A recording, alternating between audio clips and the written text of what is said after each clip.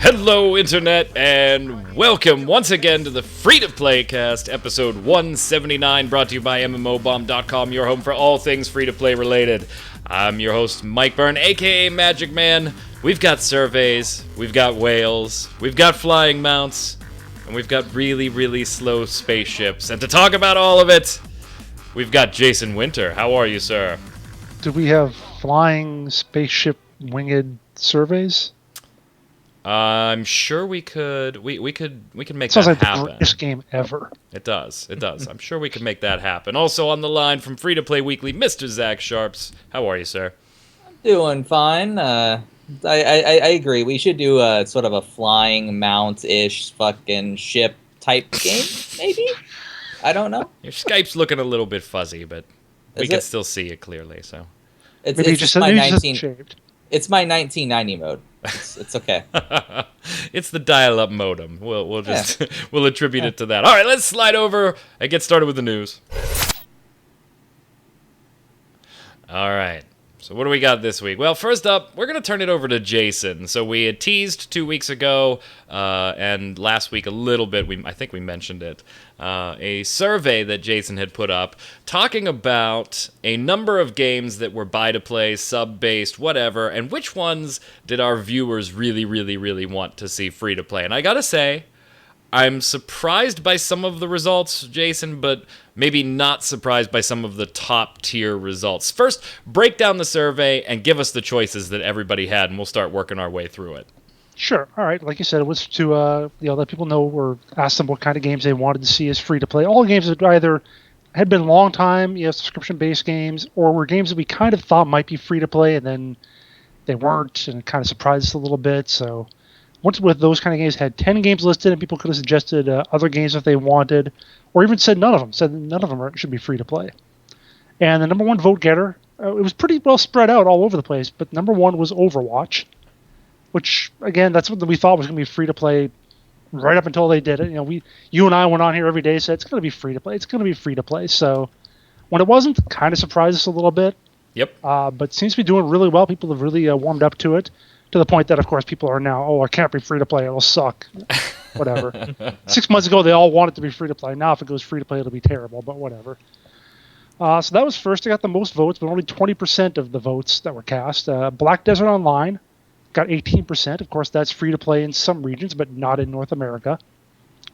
And then 13%, a little bit more for Final Fantasy XIV than it was for World of Warcraft. So, but both of them right around the 13% mark. Elder Scrolls Online got 10%, and then everything else was really low, like 5% or lower. So maybe it was just as well that H1Z1 did what it did. Yeah, I'm not surprised by Overwatch, Zach, being number one, particularly with its relevance in the news right now. It's one of the new sexies. It's the Blizzard IP. I was not surprised by that one coming in first. Now, had we done this survey a year from now, I might be a little more surprised that Overwatch, if it took first place then. But at this moment, that one didn't surprise me much. Was it a surprise for you? I don't think any of us were shocked by that one. No, I mean, the list was really standard. Like, we had Overwatch, and then Black Desert, and then the World of Warcraft, Final Fantasies, and the rest of them. And so it's kind of like a relevancy thing. A lot of people, since it's relevant right now, it's going to be Overwatch. Everyone wants to play Overwatch right now. It's the new big thing. And then the previous big thing, Black Desert, is also relevant as well. They keep dropping content expansions after content expansions. And so then you go down further in the list and you see the World of Warcrafts, the Final Fantasies, and stuff that's been out for a while. Still, relevant in the sense it's a large player base, but it's not necessarily something that just released that everyone gets their hands on, and they might have already gotten their hands on at a previous point. So... Biggest surprise for me on this one, I think, is how high Black Desert Online was. I don't think I would have expected that to be high. Well, simply because for one of the reasons you already gave, an MMO bomb serves an international audience, so we do report on various different payment models and things like that. So I didn't expect the traction. That stupid dog. I didn't expect the traction that it got, particularly because it's only buy-to-play here in the West. Also, yeah, I do see it as kind of the new sexy, but it's been out for a while now. It's not Overwatch, which is on the cusp of releasing. It's something that's already been out. I was also surprised that Final Fantasy edged out World of Warcraft, Jason. I didn't think World of Warcraft would have been super high on the list. I think the player base that plays World of Warcraft still doesn't have any desire to see it go free-to-play, and the free-to-play audience, World of Warcraft is so old, they're not, they're not clamoring for World of Warcraft to go free because they really want to play it. Chances are, if you've ever wanted to play World of Warcraft at this point, you've already subbed for a little while and checked it out. So I wasn't surprised that World of Warcraft wasn't way up there, but I gotta say, I'm kind of surprised, delightfully surprised, being a Final Fantasy 14 guy, at 14 gaining a little more traction over WoW there. Maybe not by much, but a little bit. So I am a little surprised by those results because to me it feels like a lot of people. I think a good number of people talk about World of Warcraft becoming free to play, whether it's people who are playing it now or people who used to play who just want to get back in. They loved it. They loved the old stuff they did, but just can't justify the time commitment to that $15 a month schedule. So they don't want to necessarily have to do that, but they'd like to still get in, play around a little bit. Whereas 14 seems to be that it doesn't, it hasn't been around that long, so it hasn't had that kind of nostalgia built up. It was never as huge as Warcraft, of course. And you just don't really hear people, complaining in any way about 14 having a subscription. It's like the only game that's come out in the last, 5+ years that's had a subscription, a box price, and a sub, and you don't really hear anybody say it shouldn't be that way, or has lasted long enough to keep it. Yeah, I have to think that on the free to play, wanting Final Fantasy 14 to be free to play front, that's got to come from people that they are really interested in the game and would like to check it out, but a box fee plus the subscription is a no-go for them. As opposed to returning players. Returning players where WoW would be sucking from returning players. I think nobody plays Final Fantasy 14, at least even like myself. I don't want it to go free to play. I'm perfectly happy the way it is. Keep it up. Just keep the content coming. Now, this next patch is a little later than most, but hopefully that's not going to become the norm. But yeah, Zach, you don't seem surprised that Final Fantasy beat World of Warcraft. No, I really am not, because if you look at both the games, you see Blizzard running World of Warcraft pretty much into the ground by not updating the damn thing unless you pay them $40 for an expansion. And then you have Final Fantasy XIV, which always throws out big size updates and also on top with their expansions as well. So, and then the subscription fee, if I'm not mistaken, is like 12 or 13, not 15 for one character. Right? It depends on if you opt for extra characters and if you opt for extra retainers to carry gear. So extra gear, extra items. So yeah, anywhere from 12 to, whatever you want to pay for some extra retainers.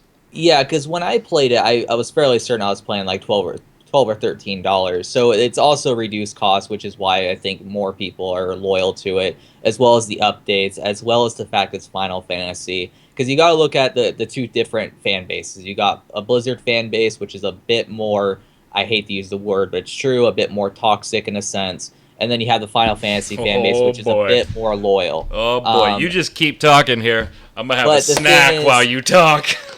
The thing is, my vanilla when wafers. It really comes down to it, Final Fantasy XIV, just as a theme park MMO, is a lot better in terms of how the game plays out, how the leveling process is. The dungeons have stayed spectacular through and through, where Blizzard's World of Warcraft's, I don't know, like, if it went free to play, I might play it for a month.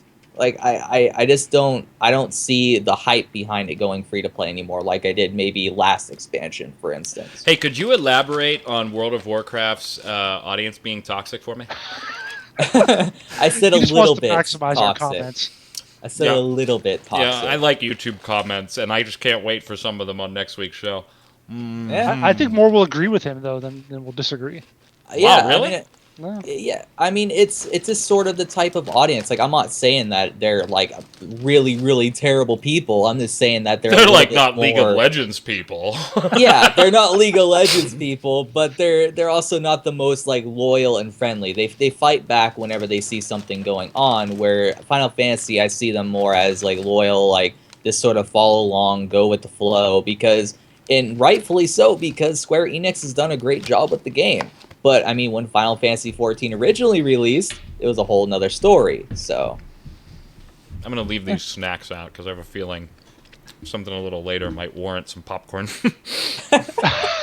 If I had anyone surprised, though, from the poll, it'd be that there were so few people that voted that everything should stay as it is. Only 2% said that none of this should go free to play. So I thought that would be a little higher of a proportion. Well, you also wrote an interesting piece. I thought it was interesting, so I wanted to bring it on the show here. It was stupid, but go ahead. Yeah, thanks. It was kind of fluff. It was a little fluffy. But I liked it, and I think this is all something that like many of us on the backside of the industry here, the reporting side of it, we all kind of knew, but we never really saw nice numbers to prove it. You know, you think of the free-to-play spenders, whales, as those are the guys and gals that spend 10 grand on a sword. And generally not the case, as it turns out, and now we have a few numbers to actually bear out what we thought was probably happening behind the scenes. Yeah, according to a gaming research firm called Delta DNA, they did the research. They asked, people generally, well, how much they spent. I think the cutoff was you had to spend at least $50 or more. Players spent at least $100, over $100 on mobile games since July 2015. And they found that over half of those had never spent more than $50 at any one time on a single purchase. The average purchase was around maybe $20 or so. And even the people who were big spenders overall, who'd spent $1,000 or more in that time, only 20% had never spent anything on more than $50 on a single purchase. So a lot of those people were just spending a little bit here, a little bit there, and it just piled up for so long that it just became a huge number. And like you said, it's interesting to see that it's a lot of small purchases that tend to go into these, as opposed to, like you said, the $10,000 sword, or even the $80. The $70 monocle. Yeah, I was just going to say, those big items, they aren't doing it for you, and they do, in fact, they create a animosity with the audience, and then you're not even going to sell any of them to your whales here. Zach, I don't think any of us on this panel were surprised by the actual stats we got. Not really. One of my viewers on Free to Play Weekly did actually bring up that it's definitely a majority. It's sort of the smaller purchases, but it's not that big of a majority. It's kind of like most people just tend to do like the smaller purchases and they just lose track of it. Then the ones that are in the smaller but still pretty sizable minority are the ones that drop the big bucks all over the game. And I don't know, like, I've had instances, like with Black Desert, it's not free to play, but it's a game where it has an item all, where I actually spent a little bit too much. Ended up going over $100 total spent on that game, and I didn't realize it. I was like, oh, well, I spent $40 on the box, and I spent a couple on pets, and I bought a costume, and then next thing I know, I'm over $100, which it's not terrible for how long I played that game, but it's like, well, that's kind of shitty. I didn't really mean to spend that much on it. And we're not talking about like pre-purchase packages, early access, collector's edition. I mean, we're talking about like actual cash shop things. So yeah, I've got to ask then, guys, have you personally ever spent in one swoop in any free-to-play game more than $50 in any game's cash shop, Jason? I don't think I've ever spent more than $10 at one time in a cash shop. So 50 is a very easy one for you to answer. Yeah, well, before I went free to play, I bought gems in Guild Wars 2, and that was about it. And I remember spending $5 on Team Fortress 2 a long time ago. Got to get those hats. Well, yeah, what did I get for that? I don't remember, but anyway. Zach, we know you have in Black Desert, but let's look at the free-to-play side of things. Do you have one where you threw down $50 or more in one shot? I think the closest I've gotten was Hearthstone. It was $40, and then the thing that was close to that was League of Legends, which was $30. But I've never dropped $50. So, all right. Well, I'm gonna stay out of this conversation. How many copies of WildStar did you buy? Hey, those don't count. Those are boxes. They're on the shelf. Whoop. On this side, you can see them right. Did you buy any other? Spend any large? Well, again, though, that's an access package. I know. I'm just giving you shit. I've dropped more than $50 in one purchase in Rift before. Okay. I've dropped $50 in more than one purchase in Neverwinter. That was way, way, way back when the game first came out. And I've spent more than $50 in... it's buy to play, but I've spent more than $50 in the Secret Worlds cash shop, too. So, in one chunk, one purchase. Again, though, multiple items. I'm not buying like the $70 item. I'm buying like $10 worth of these potions and $15 worth of these scrolls, those types of things. So, and they probably realize that. They probably know that it's easier to get someone to make, $5, $10 purchases than get them to make 150. Yeah, and then the currency conversion does exactly what they want it to do, and before you know it, Zach spent $100 and doesn't realize it because of the conversion. Yeah, and it's kind of funny because a lot of the purchases don't even come close to 50 either. So like spending it all in one would be a bundle, which still would be separate like items, but it would be counted as one item in a sense because it's a bundle. I don't know. Like I just don't see one person going in there and buying one item for over 50 because even Black Desert's cash shop, which it's a buy to play game, it's awful prices across the board, so expensive. Yet the highest item they have is like $35. So, I don't know. I don't know what game has $50 items. I mean, I may have seen them in the past. I just don't remember, but... Yeah, we're not buying any monocles anytime soon. Let's move on. TERA, the exiled realm of Arborea, is coming up with another update this month, sometime in May. Don't have an exact date as of the recording right now on May 4th. You're watching it on the 5th, so if there's a date released by then, apologies that we don't have it at this moment. But the new update is adding content, great. A continuation, kind of like the storyline from Fate of Arun. We've already seen some trailers with some of the baddies in the Fate of Arun expansion making a comeback in some of the new dungeons.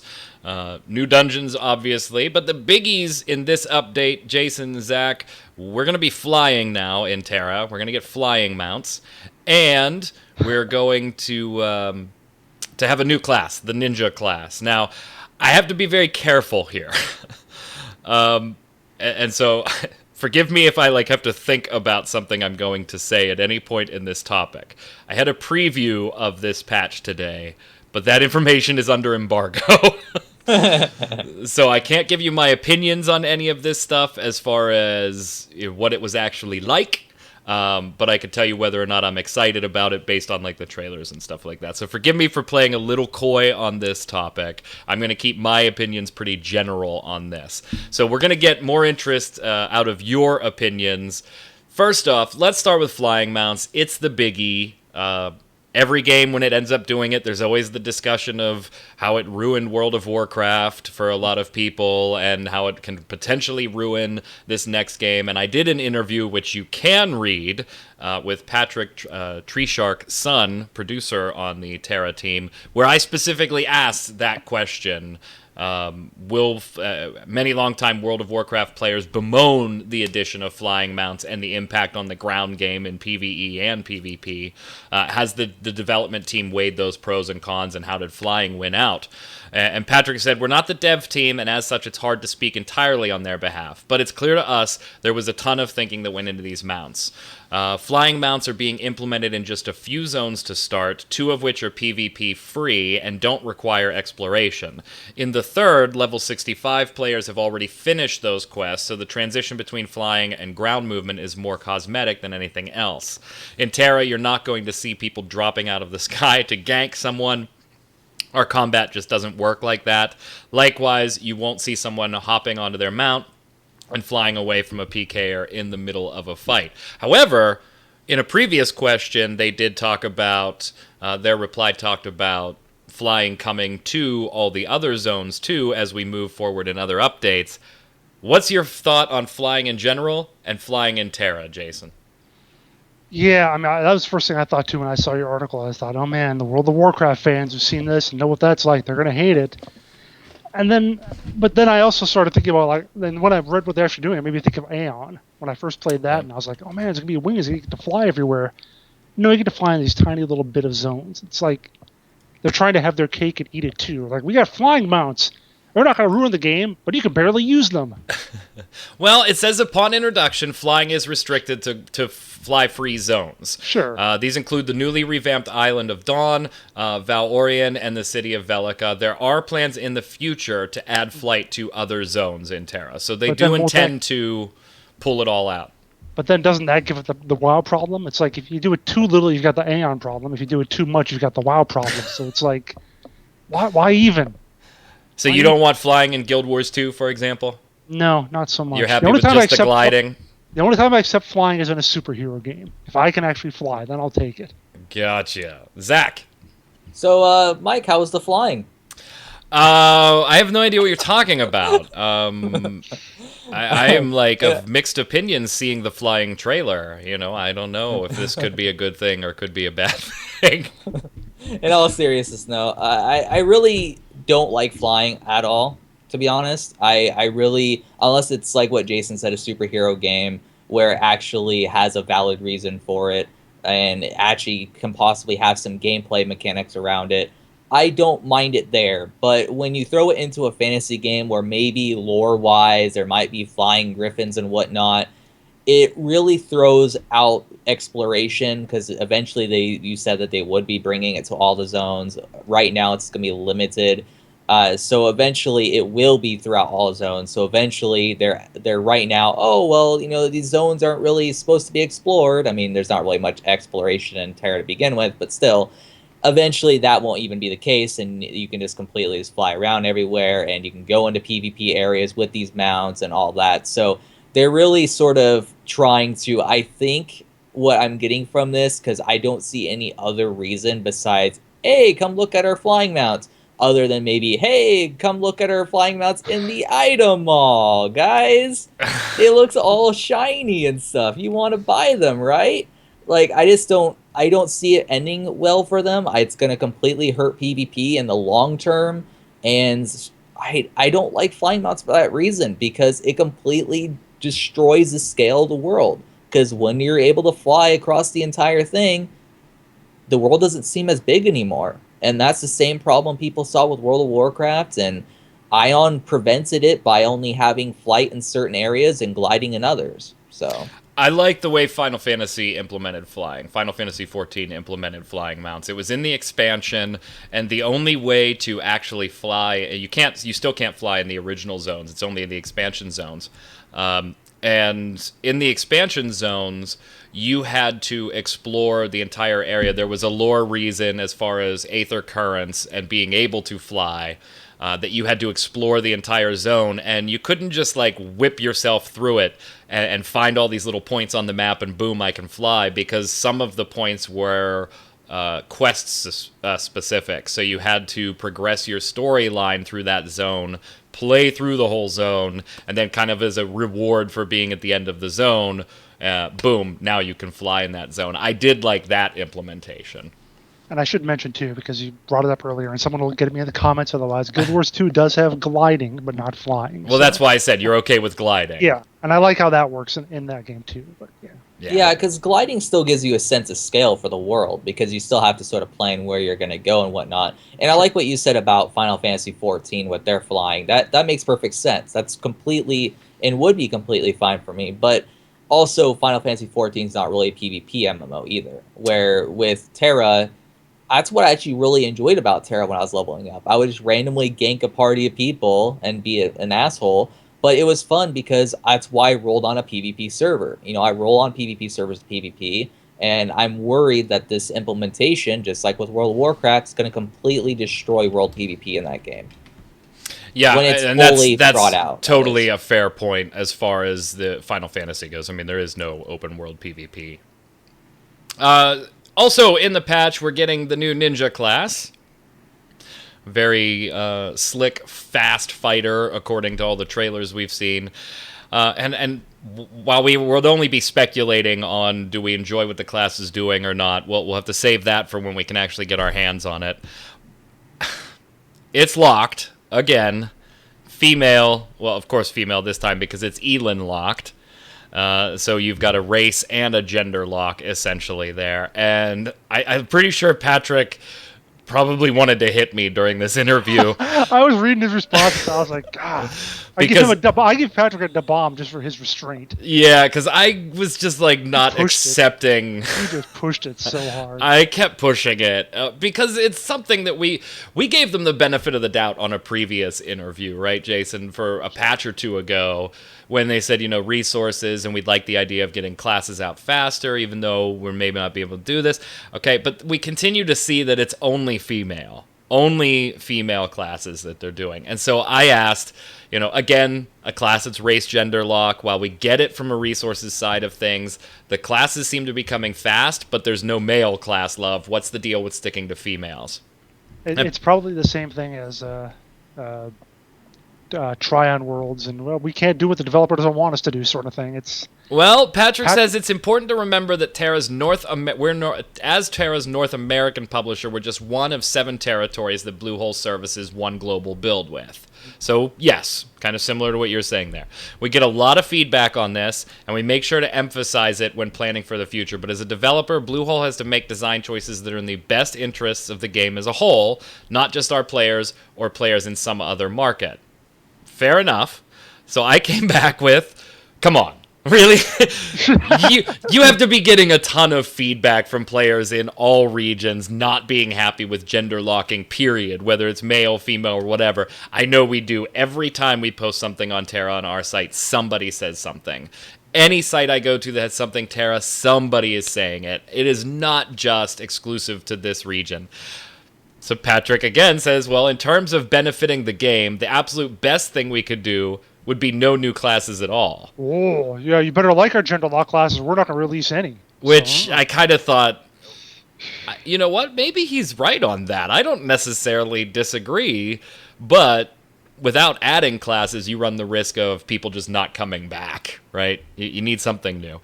And Patrick says, Fate of Arune's an excellent example of a major update that was not centered around a new class, and we got a ton of positive feedback from both new and vets. Perfect. It makes sense to me. But having said that, there are a lot of benefits to the game as a whole with new classes. New classes come with a ton of other systems and features like class balancing and dungeon tuning. I'd hate to delay that stuff for the sake of getting one class exactly right for everyone, everywhere. And this is kind of where I started to let it go, because I was like, wait, we're not even talking about getting this right for everyone, everywhere. We're just talking about giving Zach the ability to choose between a male or a female. I mean, not the model. Zach, what do you think on this topic? I kind of just was like, all right, they're turning into PR answers at this point, and they're not going to give us anything more than this. It can't just be the United States not liking the gender locking. Well, I mean, you let him dig his hole, and he dug it really, really deep. And so I think people are going to read that interview and be like, well, they don't have a reason for doing Ellen other than, it's Bluehole's fault, guys. Well, Bluehole obviously has to be getting a lot of feedback, because it's like you said, across every website you go to, under any TERA-related anything, it's always people complaining about gender locking. And for good reason, because that is a huge issue with that game. I like the Reaper class, but I didn't like playing an Ellen. I didn't want to play as an Ellen, and I wanted to play as a human as a Reaper. Couldn't do it, so I eventually quit the game because I didn't want to play that class as that particular race. And I could have played a different, character and a different class, but I wanted to play the new fresh thing because it made the game feel new and fresh to me, because that game is fully based off of its combat. The PvE elements are a lot of the time copy and pasted, and to its credit, it's a beautiful game. It's a good flowing theme park title, but I think a lot of people play it because the combat's fun. And when you have a new class brought in and it has a new sort of feel to it, it makes the whole game feel fresh and new, even if it really isn't, and it's just a class. So saying, oh, well, we could just not bring out classes is completely absurd, because that completely defeats the purpose when they fully push on a PR route the combat of this game. Well, if you're pushing the combat, the new classes is definitely going to emphasize that even more. And then if you look at it from the fact that, oh, well, it's hard to do it resources-wise, it's completely a crock of shit. Do they not have models for all the other races anymore? Did they completely, dump them out into the trash or whatever? I don't see any reason for that whatsoever. The only thing that I can say regarding this is maybe it has to do with a PvP angle. And the reason why I say that is because a lot of people say the Ellens I'm not sure if this is still true, but I think it was when I initially was playing it more hardcore, their hitboxes were smaller. And so if they were to come out with a new class, it would automatically maybe be at a disadvantage because the character's larger if it wasn't an Ellen. So they would have to completely sort of redo that and make Ellen have a ginormous hitbox when they're actually a really small race. So I could see it from that angle, but if that's the case and that's why they're not doing it, give people at least the option. There's really no excuse at this point. I think men are just too hard to animate. Apparently. Before we leave TERA here, yeah, Hello Kitty, huh? So they're running also an Elon-based thing, Hello Kitty cross-promotion event, where you can score some Hello Kitty cosmetic gear inside the world of TERA. But even that is hidden in lockboxes. You might get that Hello Kitty backpack you wanted, you might not. $1.50 and up for a pool of the Hello Kitty slot reel. Moving on. 4 years ago, they used an MMA fighter to promote their game. Now they're using a Hello Kitty.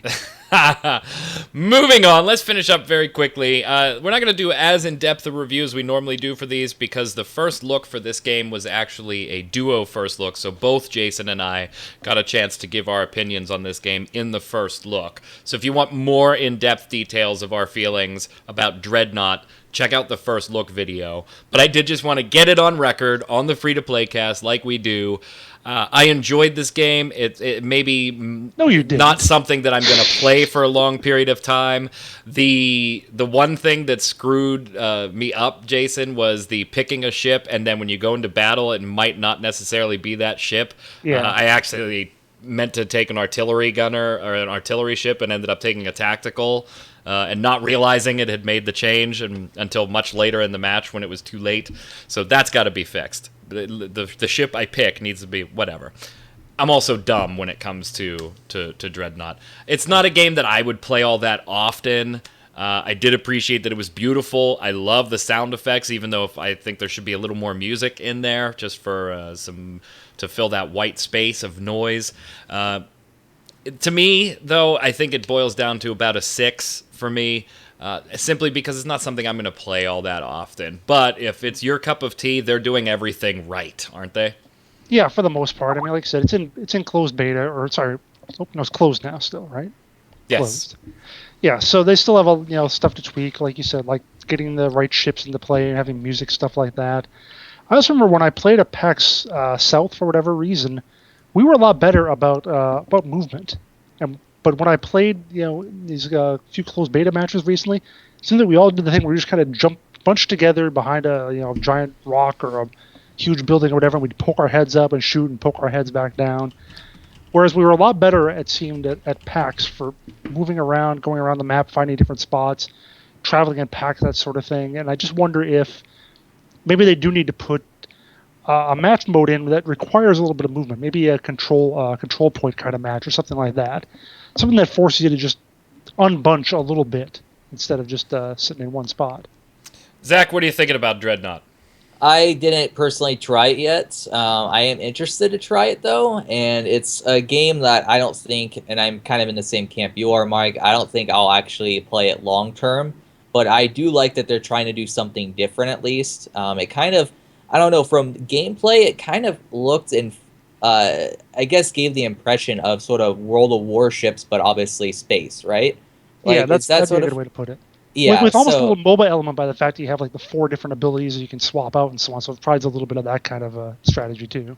Yeah, so that's why I don't think it'd be something I'd play long term, because it's a bit too slow for me, at least from what I've seen. But I do want to try it because I like unique things. When something comes out and it's different, we should all appreciate that, because we get a lot of copy and paste of titles.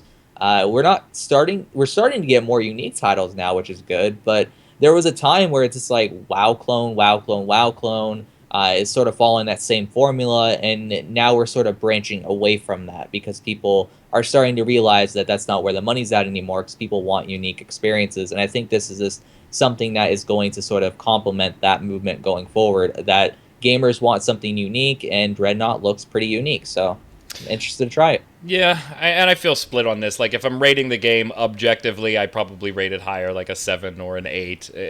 My personal opinion, which is all these are, is that it's a 6, just because it's not something that I would play all that often. Although, Jason, you loved it. So Yeah, I liked it quite a bit. let's slide over to the weekly bombs! All right, I'm going to give an A-bomb this week to anything being brought to the West by Gameforge. Such a terrible, terrible reputation. Go ahead, Jason. Jeez, wow. I'm going to give an A-bomb to the what they're doing, what Creative Assembly is doing with Total War Warhammer. Now, they're doing a first day DLC, oh god, or whatever. And you can only get it, or at least it used to be, you can only get it if you pre-ordered. It was the Chaos Warrior factions. So there's a couple problems with that. They've done like pre-orders for factions before with their other Total War games. But at least in those games, they had a lot of stuff in the base game, like 10 to 12 or so factions, pretty much the major powers, in the historical eras and whatever. And then they might have 1 or 2 extra things you can get with the pre-order or DLC or whatever, sure. In this case, Chaos Warriors, really popular, really core to the Warhammer universe, and there are only 4 other playable factions shipping in the base game. So it sucks on that level. They actually did an announcement on the YouTube. They had the YouTube video announcement. Right. It had 4,000 likes. Oh, that's pretty good. And 50,000 dislikes. Oh, that's a bit heavy. Wow. That's a bit heavy. So they did finally realize that, and they've changed it now so that if you buy a Total War Warhammer within the first 7 days, you'll get the Chaos Warriors. It doesn't have to be a pre-order. Even so, even 7 days, I'm just like, guys, it's not worth it. It's not worth the hassle of the bad PR or whatever. You already have a bad reputation for producing buggy games that play like shit when they first come out anyway. And now you're just making it worse by seemingly charging more for it. So just scrap the idea altogether. Just do something else. Zach! I'm going to give a dub bomb because you guys are being negative to Overwatch. And as much as people may not like me giving a dub bomb to Overwatch, because obviously it's, a lot of people thought it was going to be free to play and it went buy to play. I love the game. I really do. And I'm really happy that now they're in the early access phase, like the open beta. And I actually am able to sort of see the full representation of what the game's going to be when it officially launches. And it's a game that I look forward to playing for many, many more hours. And even though it's repetitive in a lot of cases, if you look at it objectively, the repetition is really, really addicting. And so, yeah, I have to give props to Blizzard. They made a good shooter. Who would have thought? Nice. From the viewers, Niabari says, A-bomb to TERA and whomever made the decision to put all of the Hello Kitty items behind lockboxes. A double A-bomb to whoever made the Elin-only outfit lockbox cost twice as much as any other outfit lockbox. Every other outfit lockbox is $150. This one's $295. It's not right to rip off the folks who financially saved your game. These are the same folks who'd have purchased the Elin outfit for $40 and not even batted an eye. But instead, those players will feel ripped off at the casino slots, never to return to TERA. A lot of people not happy about the lockbox only. Go ahead, Zach.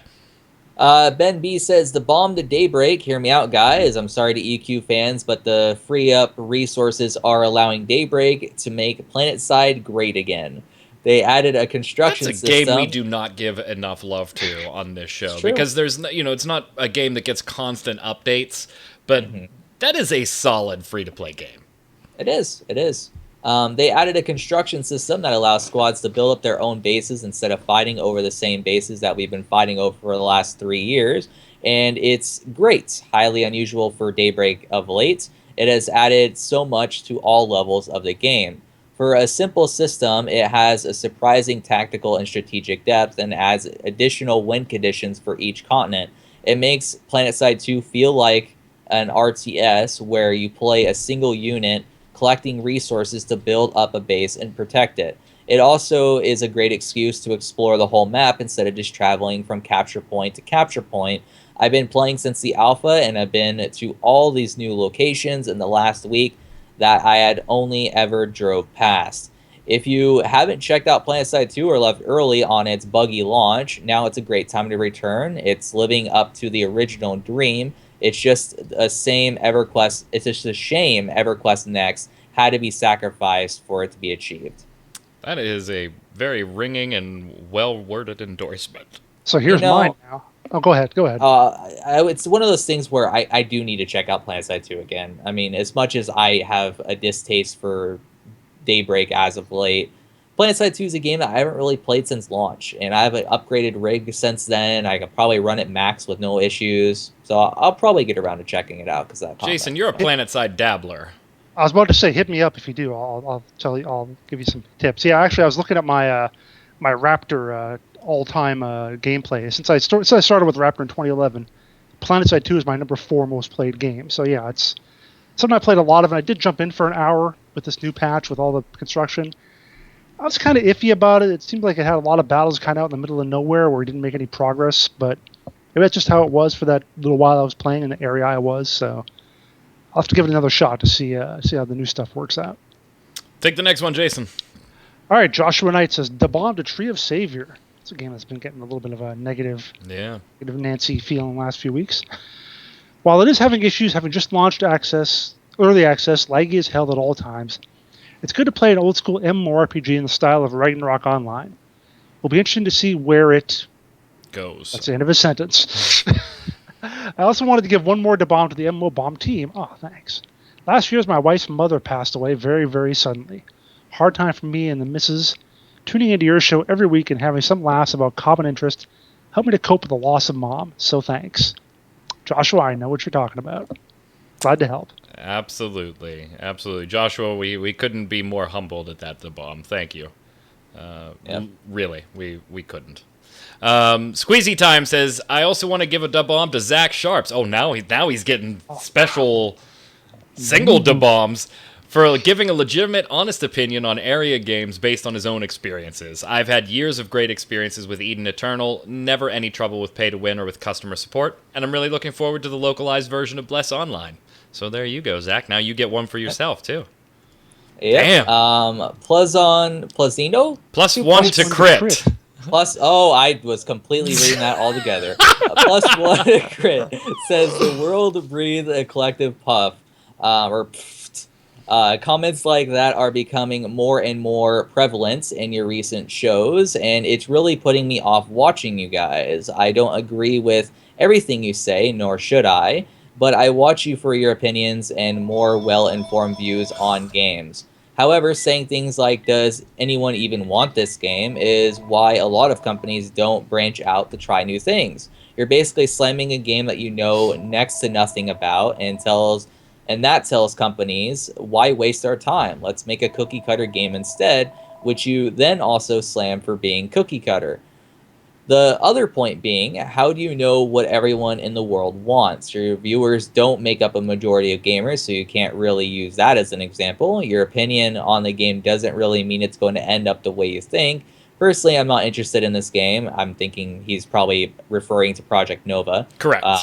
And I'll be playing Overwatch, but it's just getting a little off-putting listening to this every time a game you're not interested in is mentioned. Mike adds a comment. No, you don't read the bold. I'll read the bold. I have comments to put here. That's all. That's the notes. Okay. I feel like I'm working with an actor who just read the stage directions. Pretty much. You're not interested in is mentioned cross to stage left.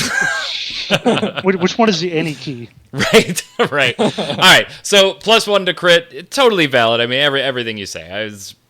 I think it's funny that you slam me for an opinion that you end up sharing, but I think that's funny. But other than that, point taken.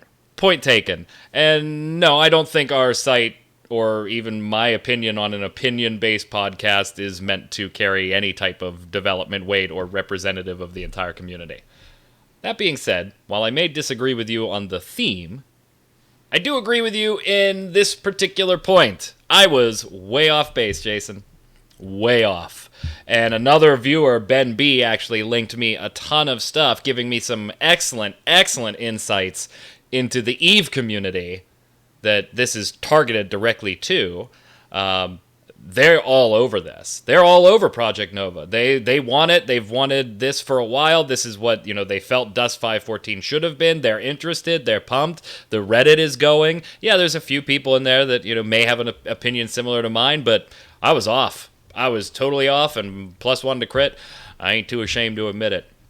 Question. I'll say I was probably off too. I mean, It sounds I was we surprised. sort of shared the same opinion. Yeah. But I mean, it really comes down to we like new experiences, but we just didn't think it made sense. But apparently, according to +1 to crit and the stuff that Ben, I believe it was, Ben B. to Mike, we were wrong.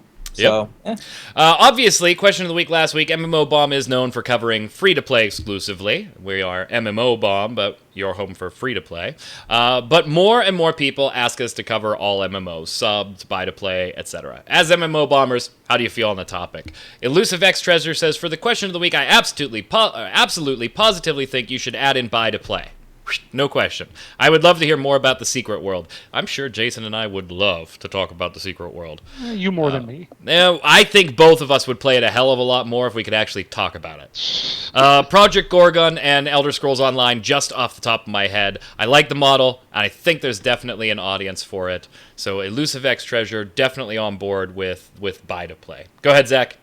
Tepic says, I would like to see you cover more than just free-to-play MMOs. As things stand, it means you cover games that are called free-to-play by their publishers, but in practice need a sub or a lot of cash like ArcAge. Yet don't cover others that are, by any sensible standard, far better value.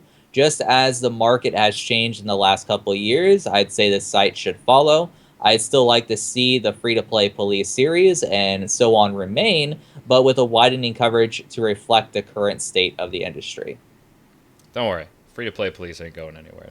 Yep. We didn't do it. We were going to do something a bit unique for the lock boxes, but we just didn't have time with Q's move and everything. Go ahead, Jason. All right, Joshua Knight says, question of the week, I would like MMO Bond to cover pay-to-play MMOs also. Whilst I play a lot of free MMOs, I also play the subscription and pay-to-play ones. I enjoy both. And since your podcast is the most honest look at the MMO genre, I believe it would be good for my time and my wallet if you discuss pay-to-play also. Wow. I'm going to tell you before we read the last 2 or 3 that we have on the show for today that not one person said no. The closest I could come to a no answer was somebody saying, yeah, you should cover it, but make a clear delineation on the site on this is the free-to-play stuff, this is not the free-to-play stuff. So if you're only interested in one side of the business, you could immediately go to that side of the business. And that was the same sort of thing that I saw in Free to Play Weekly's comments when I asked it. It was and now mostly we just have to convince our boss. Yep.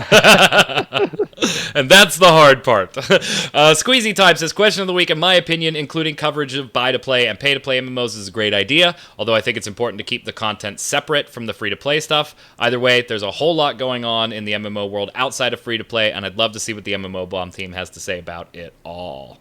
Go ahead, Zach. Hans Engelman says, yeah, I think magicman mentioned sometime that they are thinking about changing it. In my opinion, it would be absolutely okay to go that route. Some years ago, the free-to-play sector itself was interesting because the standard was pay-to-play. Today, it's just too diverse to make such an artificial border, in my opinion. Edit, sorry for bad English. It's all right, man. It's all right. English was absolutely fine. We got the point. Yeah. Go ahead, Jason.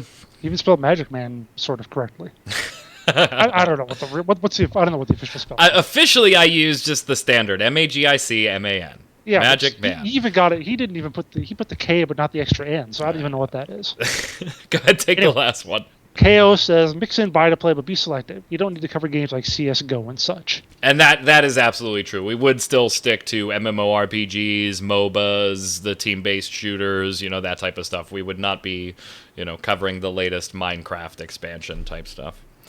Question of the week next week. How do you guys and gals feel about lockboxes in games? We kind of have this discussion every once in a while behind the scenes. Now it's time to see what you think about lockboxes themselves. Where have you seen it done right that you were okay with? Where have you seen it done wrong where you're not okay with? Maybe you're just not okay with them in general or you love them across the board. Let us know your thoughts, lockboxes, in the comments below. And until next week, Jason, where can everybody find you? They can find me on the Twitter at Winter Informal, of course. And just to bring it up, today is May the 4th that we're recording this. Go to the site, look at the May the 4th Be With You SWOTOR contest we're doing. You can win up to $25 in cartel coins. Woot woot. Zach, where can everybody find you, sir? Everyone can find me at Twitter at Zach Sharps, and I'll pin a tweet showing off my top 5 upcoming MMOs. So if you guys are curious about what I think is going to be great upcoming, make sure to check that out. Fantastic. I know I'll be watching. My name's Mike Byrne, a.k.a. Magic Man. You can follow me on Twitter right below there. MagicMan1, MAGICKMANN1. Or, of course, come on over to MMOBomb.com. Check out the first looks, the free-to-play police, all the other videos, the giveaways, the articles, the polls, everything that we're doing.